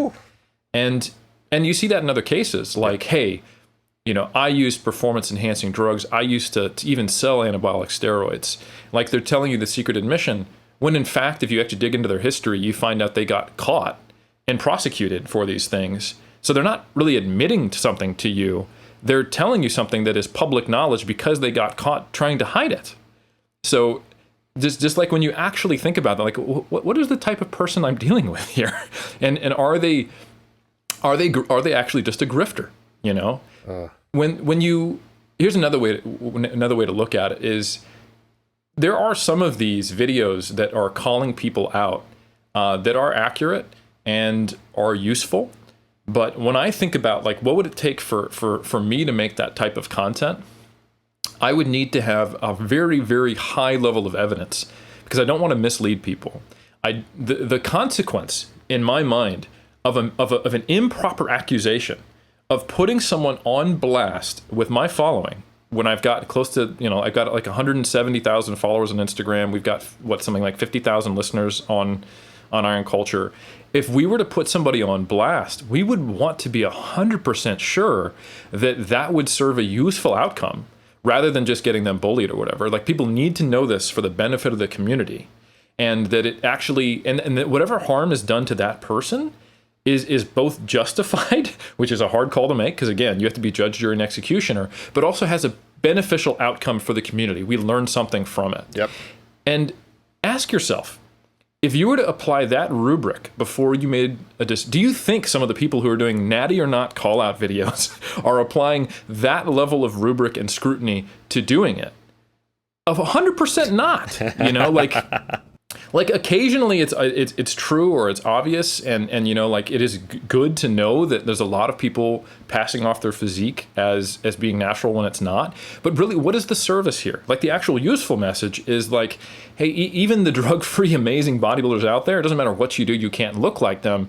Focus on you versus you. Don't lift weights just to try to get social attention and have people love you. Think of this as an art form, and you're your own personal art piece. Like, yeah, that would be a useful message to actually reduce the amount of, you know, body image disorders and people struggling with you know, abuse of drugs at a young age, et cetera, et cetera, et cetera, not making informed choice, comparing themselves to others, all the things we've talked about in Iron Culture. But does a natty or not video really help that? Or does it just make someone go, okay, I need to think of a more realistic physique, or I need to consider using steroids to get these social gains I want, right? So anyway, my point is that the amount of potential benefit to the community that just a controversial video, I'm not talking about natty or not broadly, just any kind of really, really controversial video, the person will tell you they're doing a service to you. And there may be some potential positive service to it, but the amount of cost, the negative cost of it, at least to the individual, if not broader, that they are not considering, that tells you something about their moral compass and their level of empathy, that they are much more willing to risk being wrong and doing harm if it gets them a lot of follows. It's not just unprofessional or controversial, but hey, they're telling the truth. I know you don't like to hear it, or it makes you ruffle your feathers, but you know what? He's gonna shake those jimmies. That's what he is. He's a truth teller. No, it tells you something about their personality. Like, think hard. Yeah. Like, if you personally wouldn't be the one to put that content out there, but you're glad they did because you had those suspicions, you were doing the right thing. You don't know. You were being humble. You were thinking about the potential consequences. You were making a human, compassionate decision about would you do this or not. And the other person is not. Yeah. And is that someone you want to put your trust in? So if someone has like 20 or 30 of these controversial videos that involve calling out other people, and there's a chance that even 10% of them are wrong, you know that that person is extremely arrogant, values social currency more than actually benefiting the community, and is not thinking about the potential harms, and really wants to build an audience at the cost of those things. So what does that tell you about them? And what do you expect them to do down the line once they have used those tactics to build an audience? Do you think it's going to be something purely altruistic? Come on. Yeah. No. Eric. Whew. Man, it's been, I mean, we can go on and on because I find this is the heart and soul of one of the biggest, I think, issues currently in the fitness industry, and that's why we talk about like the need for transparency, so on and so forth. The part that gets me, there's several parts of this to once again unpack. One, the most noble thing someone can do, they make it seem like by doing the natty or not videos or so on and so forth, that it could cause potentially harm to their reputation, to their views, to their viewership, how they're perceived. So they are the ignobled person that is enduring the suffering, the slings They're and the arrows. Christ figure. Right? Yes. Whereas the exact opposite is true. The most noble thing someone can do is if they think they're speaking truth to power, and in doing so, they suffer a genuine loss of reputation. That is more noble than what ends up happening, that you're doing this call-out video and you're like, I'm sure people are going to be upset by this. And they all agree with you and it leads to your own personal advancement. And here's the kicker.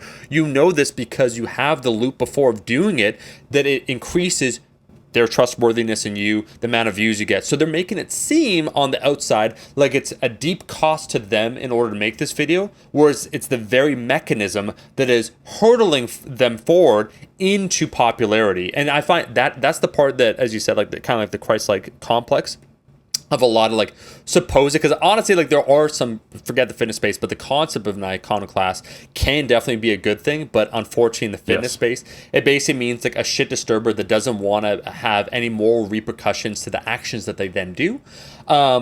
And I understand it, man, from the other side, in the sense the audience that sometimes, and I'm sorry, I will draw a parallel a bit to like COVID and like the pandemic and how people felt, that when you feel powerless as an individual to enact change, so you can identify, right? So you see like your results in the gym and you use, because most people, it's their own subjective experience that becomes the rubric of evaluating others, just the way that it is. And you do see on social media, like, there's some people like way better shape than me, or like people like way stronger, like what's going on. And it can be an easy route to be like, like everyone's on, like, so you basically want some sort of justice for the way that you feel, because you feel helpless to change your world scenario. You feel that the world is unfair. And in that same way, like one of the things, not that I found it amusing, but of course, like the stuff that happened with the pandemic were some of the conspiracy theories, that it was like this overarching world government Illuminati scenario going on that was clearly orchestrated behind the scenes to keep the population down, to lead to the Great Reset, so on and so forth, where it's like, okay, here's what's happening. I understand this. For most people, it's a very scary scenario where you thought you had more agency and autonomy than what actually is the truth in the modern environment of living in 2022, 2020. And so you're robbed of that, where you weren't allowed to travel, do all these things. And this affected your sense of personhood and your ability to make choices for yourself. And as such, you had to orchestrate this conspiracy theory of what's going on, where it's all neat, all the pieces fit together, rather than, unfortunately, probably closer to the reality that the world is inherently kind of chaotic and it's unpredictable in its nature. And we discovered once again that as humans, it's incredibly hard to be predictive of the future, so we should have a little bit more humility in terms of what we try and do in the future. Okay, like those are one or two scenarios. So I get what led to people needing what I'd call, Eric, an easy W. So basically why people will see a natty or not video, it's like, hurrah! Like, and I've even seen people like kind of, I'd say in the community that are respected do similar videos. And that's why I brought up, man, in the Liver King over a decade ago, because here's the thing. If someone tells me something in a private, I will not divulge it publicly. I can speak in great generalities. I could critique systems that allow these behaviors to happen. So if someone says to me that like they think like people think they're natural, and not that. So to be fair, if someone said outright, they repeatedly say like I'm natural, and I had like hard evidence that they're not, and I thought it was like harmful to the community. This is more like I call like the half natty lie, Eric, where they'll never say they're natural and they'll never say they're enhanced. They just don't answer the question, or they'll say like, oh, I'm going to be an IFBB pro, which like does tell you, like honestly in that scenario it does tell you, like kind of, but like you have to have a little bit of inside knowledge to know what IFBB pro means. But anyways, so I speak in generalities, but I made some of those videos. I was like at the early forefront of the idea that hey, like not everyone, kind of as we discovered with the magazines and the different systems in place, are truthful about their status or like the methods that they got to attain their physique. Cool. And then that turned into the modern witch hunt we see, where the barrier, once again, for actual evidence is non-existent. And I did bring that up. It's hilarious. Like that video, like the people, like the community subscribers, they're amazing. But one person where I said it's very similar to the witch hunt or the Spanish Inquisition. I love that because someone said the Spanish Inquisition did nothing wrong. I'm like, right. I'm like killing a lot of like Jewish people and like other men. It's like it's not a bad thing. I'm like, all right, like the barrier to entry here is astonishingly low. But nonetheless, the idea, once again, and someone said what I said, I believe, people are innocent until proven guilty, and someone did respond like, yeah, it's more like a civic like court where like you can put allegations forth if you feel that you do have like 1, 2, 3, 4. I'm like, guys, here's the thing. Just the act of making this video and the potential repercussions when you do not have hard evidence and you don't have no one has the foresight to see what the fallout's going to be, but also, as you said, Eric, the negative consequences. It is done for personal advancement. It is, you make the videos for clout, for attention, and you frame it as a public good. And that's where it becomes and because you're rewarded for that, you're gonna keep doing it. So I think it's been revealed in 2022, the character of some popular creators. As we said before, that's why we brought up Rich Piana. There's you have the laundry list. Like the Mike Changs, you have like a V-Shred, all these people that there was a certain pocket that believed in them because they gained that trust, and then slowly over time, that trust is potentially eroded due to one like cataclysmic event. But what I'll say, Eric, what I find most curious, and this is what I'd be genuinely interested to find out, Liver King, how is his bottom dollar affected, if at all? Because to your point, I doubt it is at all. So here's the part, like, and I'm not. Maybe the relationship with Saladino goes sour. That's the only thing I can think of. Can I say one thing? Go. Please. I think you made some really, really good points about the motivation to do some of these controversial videos. Yep. And speaking specifically to the natty or not ones, there's almost always, as far as I can tell, the same motivation from a positive perspective. Like if we try to do principle of charity here, and like what is the positive outcome? It's that people who think that they can attribute or get similar gains from a supplement or workout program or whatever are not going to be fooled, and they're going to know what they're actually seeing. So it's identifying truth, right?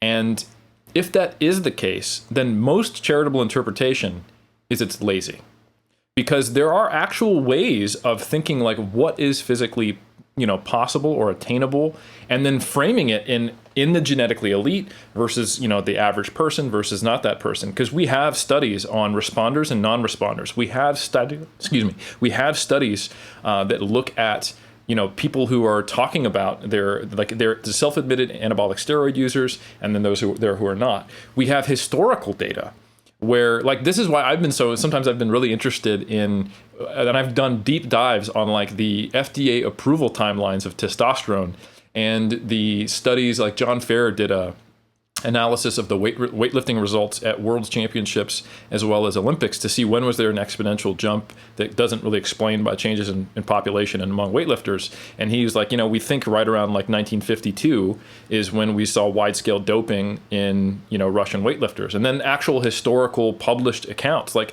peer-reviewed published historical records of when were the first times that we heard of American bodybuilders and weightlifters using anabolics. So like when you look at this, combined timeline, I can get a reasonably good idea of when was there the very initial use of anabolics, when were they even available? Like when did they get FDA approval so that they can actually start having a gray or black market, and then versus when were they created and all this stuff. And anyway, long story short, like early 50s is probably when there was the possibility of doping, but probably at a very limited scale. And then it becomes more widespread as you get into the 60s, 70s, 80s, 90s, or whatever. So to me, like, you could do the diligence and look through peer-reviewed publications on, people who currently we think are using anabolics versus those who are not, the diversity of what people can achieve in terms of muscularity and strength, compare untested versus tested records, look at that with historical data, and get some general idea of what are reasonable expectations for the average person, or if someone has really good genetics. And those things have been done. Like, I wrote a cool article that's still the free article available on AARR. Remember the first time you ever contacted me in 2011 or 12, you were asking me about, fat-free mass index and what we can and can't know. And we did some videos back in Toronto in 2018. And then Greg Nuckols has done some really good articles on Stronger by Science about like what's a reasonable amount of muscle mass you can expect. What would you expect to gain in terms of strength if you went on anabolics and did or didn't gain weight? What's the mechanism of action? So like you can actually spend some time to get an answer to the surface level reason someone might do this. Oh, I'm saying I'm doing this video because it's going to prevent kids from having false expectations. It's going to help them have more realistic expectations, set realistic goals. And by analyzing someone's deltoids in an Instagram post, that's going to be the best way to do that. No, that's stupid. That's lazy. Like, that's an idiotic thing to do. And there's a cost associated with it. There's risk. And it doesn't generalize. Yeah. Right? So if you actually want to do a good job with this, don't be lazy. Spend some time. Think about it. Like, have verifiable sources. Like, don't just go on Wikipedia and be like, oh, 1935, they isolated testosterone, and that's it. So if you were actually interested in trying to help people have realistic expectations if they decide to not use or use various amounts or various dosages of anabolics, that has been done. It can be done. It can be expanded on. It can be done quite well. Yep. And there are all the things I mentioned. A natty or not video is not doing a great service for what it's supposed to do. I mean, I guess you could then therefore shift the goalpost and say, well, it prevents this specific scam of them selling that supplement and saying you'll get these gains. But that has very little to do with whether the person's on anabolics. Like, you can find the best natural physiques in the world and you can give them free supplements and pay them to say that I look like this from these supplements. But that's still not true. They look like that because they have the right parents and they've been training for 10 years. So like, it's still a grift, and it's not related directly to anabolics. So like, to me, that veneer of moral righteousness and a community service is just that. It's a veneer. Yeah. And there are very, very few times where I think it actually is a public service and it is important. It's not impossible, but you should be very, very careful because there's a potential for harm, right? Like, first, do no harm. Like that's a pretty good rule that I think can apply outside of physicians. That I think as a content creator, like you said, as your platform grows and grows and grows, you have an obligation to be even more attentive to doing no harm. And there's absolutely a risk of harm, and there's a huge upside. Like, doing those types of videos very reliably get a ton of views. Like, just go to one of these people's channels, right?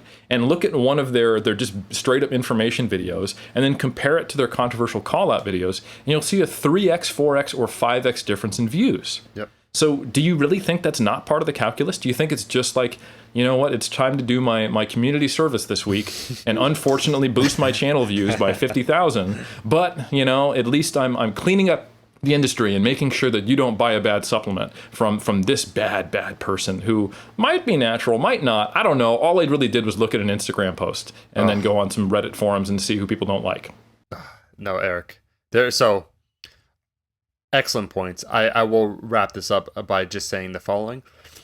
I think one of the parts, and not TikTok is a framework of understanding the new age of social media.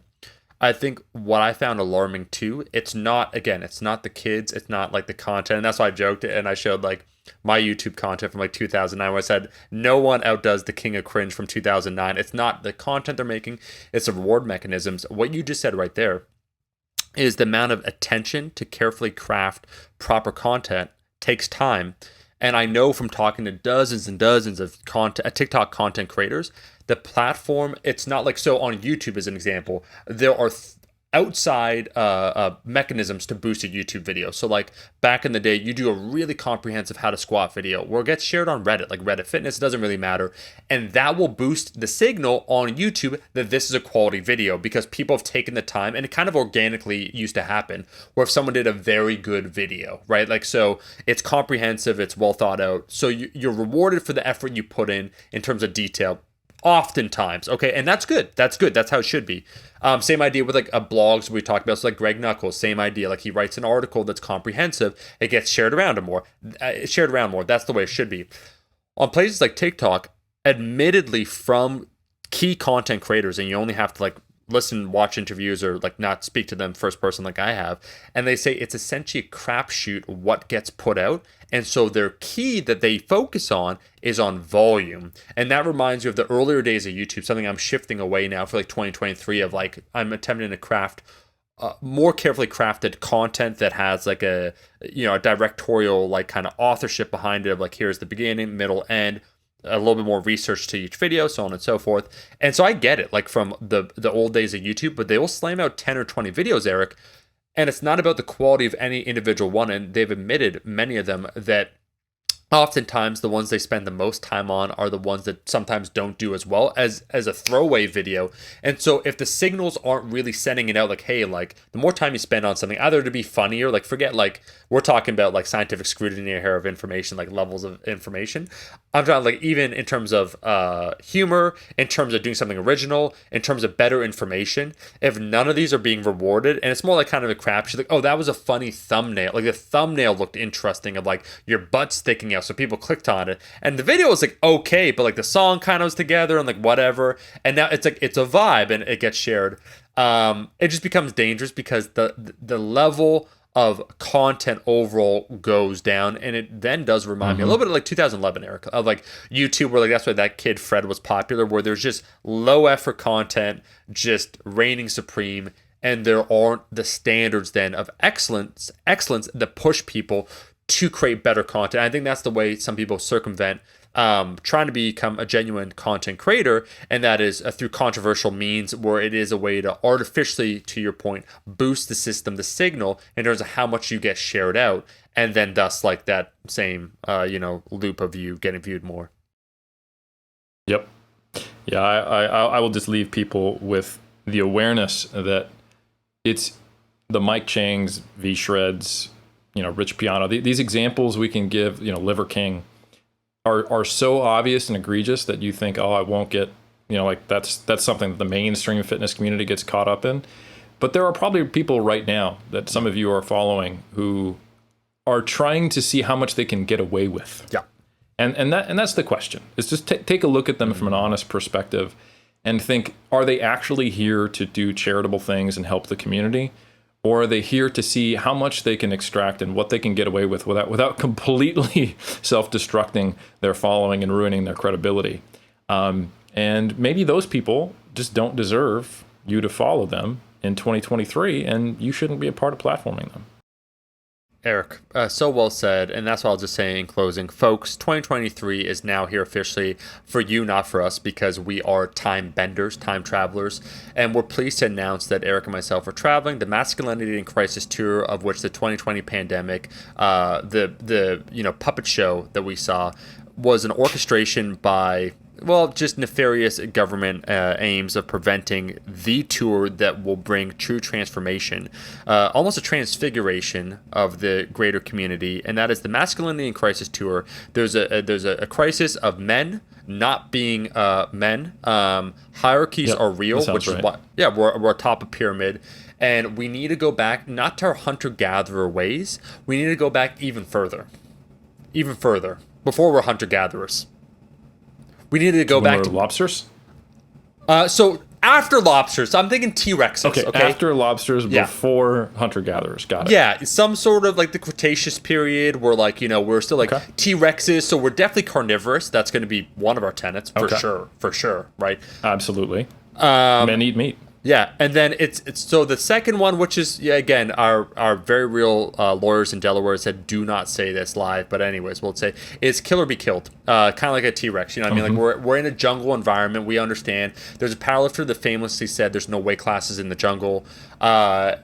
And we don't ascribe to that because he's definitely below us in the hierarchy. But nonetheless, we can only give you a few of the tenets because, of course, you need to pay. Like you think a doctor, you see a doctor, Eric, and there's a doctor from the goodness of their heart, Hippocratic oath, say, okay, you know what, I will treat these people. I don't need compensation. Or does he say, hey, he or she say, hey, pony up the $1,000 in advance, and we're the latter. First, do no harm. Yeah. Second, make a lot of bank. That's the Hippocratic Oath. Yeah. Don't look that up to confirm if that's true or not. Yeah. Just trust me, because I've engendered that trust with you with all of my content up to this point. So 2023 is looking brighter than ever. And Eric, I just want to say that I look forward to kicking off another year of Iron Culture with you, my friend, of doing the actual traveling, talking to the high-level athletes, shaming them for, not winning, because there can only be one ring to rule them all, one ruler at Sheffield. Everyone else will just say, how dare you? Like, we will be those armchair people like, God, what were you thinking on that third lift? Like, yeah, if it was myself 100%. Or Eric, we could only say that we had it. Like, not physically, but like mentally. I would have got it if I was you. Yeah. If I was as strong as you,